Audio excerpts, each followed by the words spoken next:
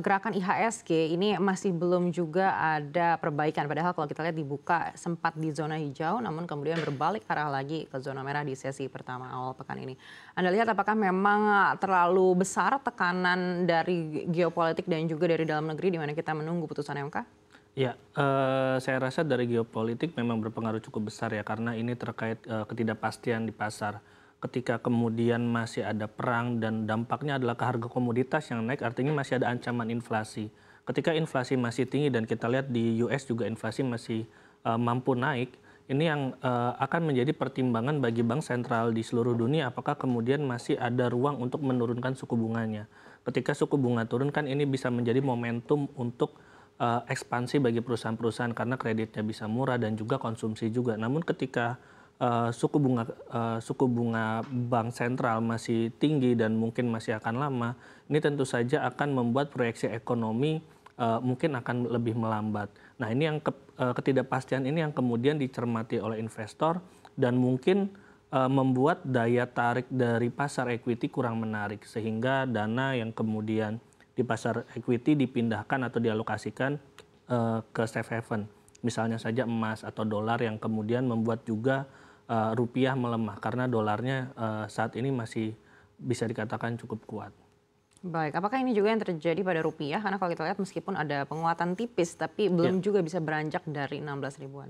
ya, saya rasa memang ada sentimen yang sama ya. Jadi terkait ketidakpastian geopolitik dan juga potensi dari atau harapan dari para pelaku pasar mengenai tren suku bunga yang tinggi ini yang diharapkan akan turun tahun ini tampaknya mungkin saja belum bisa terjadi. Sehingga ini kemudian melemahkan rupiah dan saya rasa sentimen sidang MK sebenarnya masih bisa menjadi salah satu katalis positif karena ketidakpastian mengenai pemimpin Indonesia itu bisa kemudian dikurangi ketika nanti misalnya MK entah bagaimana keputusannya mengabulkan atau memohon atau menolak permohonan dari pasangan calon yang menggugat gitu. Jadi saya rasa ketidakpastian di MK, ketidakpastian politik mungkin sudah berkurang, namun intensitas dari ketidakpastian geopolitik dan juga tren suku bunga ini yang masih membayangi rupiah maupun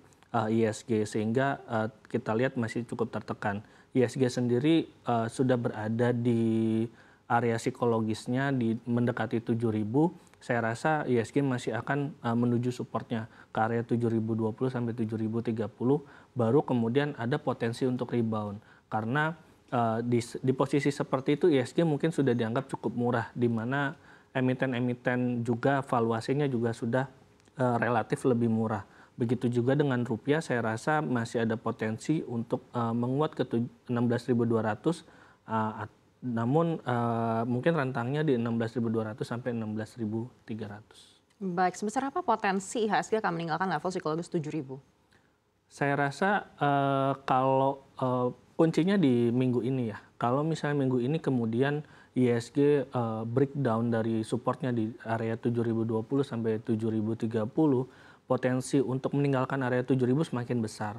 Dan ketika ISG kemudian breakdown dari 7.000, itu ada potensi penurunan mungkin bisa sampai ke 6.850, 6.880 sampai 6.900. Sehingga memang saya rasa kuncinya ada di minggu ini. Kita lihat apakah kemudian ISG masih mampu untuk bertahan di 7.000. Namun tampaknya dari analis CNBC Research sendiri dan beberapa analis yang sudah kami hubungi masih ada peluang untuk rebound.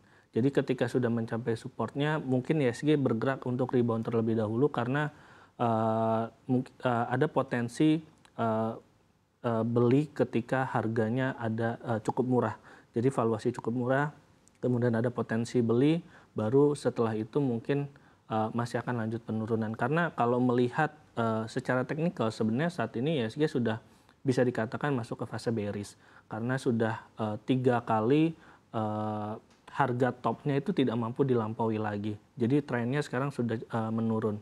Dan saya rasa kuncinya ada di level 7.000 dan sentimen-sentimen mengenai ketidakpastian geopolitik, kemudian nanti ada pembacaan suku bunga Bank Indonesia, mungkin yang akan dicermati adalah prediksi BI terhadap ekonomi Indonesia, kemudian tren suku bunga di The Fed dan juga bagaimana aksi BI untuk intervensi ke rupiah untuk membuat rupiah masih tetap stabil. Saya rasa itu yang kemudian ditunggu oleh pasar.